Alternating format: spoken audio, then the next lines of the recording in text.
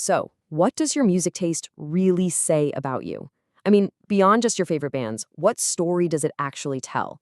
Today, we're going to dive deep into one person's desert island album list to figure out what we're calling their unique musical fingerprint. All right, let's get into it. Okay, you know the question. It's the ultimate test for any music lover, right? You're stranded on a desert island. What 10 albums do you bring with you? And that's it, forever. It's way more than just a fun game, though. The choices you make can be so revealing. So we're going to look at one person's very passionate answer to this exact question and see what it tells us. All right, so every great playlist, every list like this has a foundation. You know, the albums that are they're completely non-negotiable. For the guy we're talking about, that foundation is built on 5 core albums.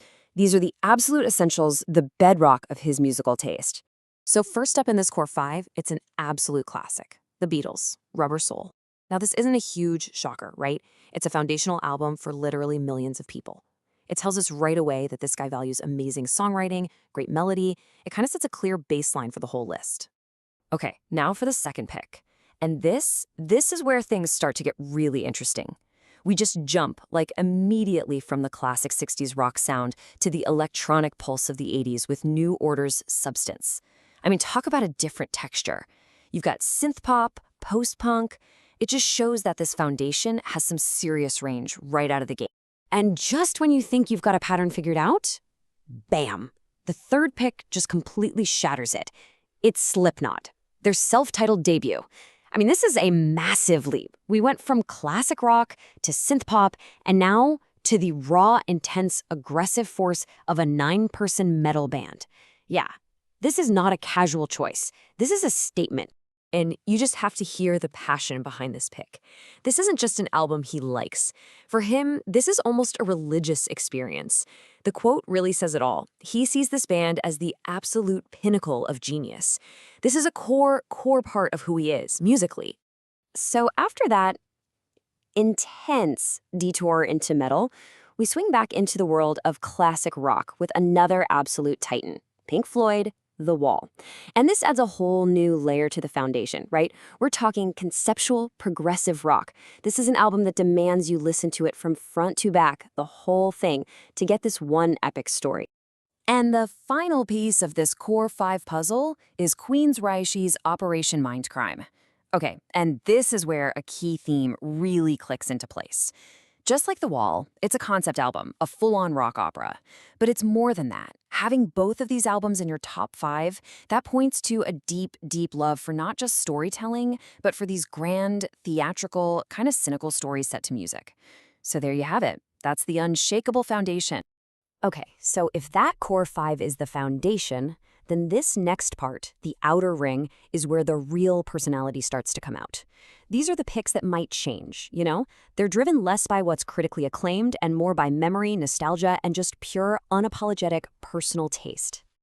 And wow, what a personality it is. Just look at this trio. You've got Stryper, an 80s Christian metal band, then the New Radicals, who were like the ultimate 90s one-hit wonder, and then Spyro Gyra, a smooth jazz fusion group. I mean, these 3 picks feel like they come from totally different planets. Seriously, just look at this contrast. On one side, you have the anthemic, faith-based hair metal of Stryper, and on the complete other end of the spectrum, the super breezy, instrumental jazz of Spyro Gyra. It's just a perfect reminder that our musical tastes almost never fit neatly into one little box. So how in the world do you connect Christian metal and smooth jazz? Well, the answer is one word: nostalgia. See, this music isn't just sound, it's a time machine. The quote here says everything. A song can earn its spot on your desert island list not because of the genre, but because it's a direct ticket back to a specific moment. For him, that moment was 1985. All right, now this might actually be the most revealing part of this entire thing. Because to really, truly understand someone's taste, you can't just look at what they love. You have to look at what they reject. The lines they draw in the sand are every bit as important as the albums they pull closer. So, for instance, this guy clearly loves metal and prog rock, right? So you would think, okay, Iron Maiden, Judas Priest, for sure they're on the list.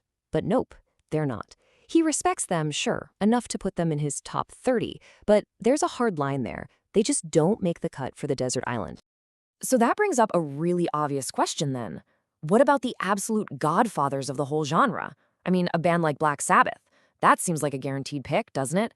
They pretty much invented the sound that inspired half the stuff on this list. And the answer?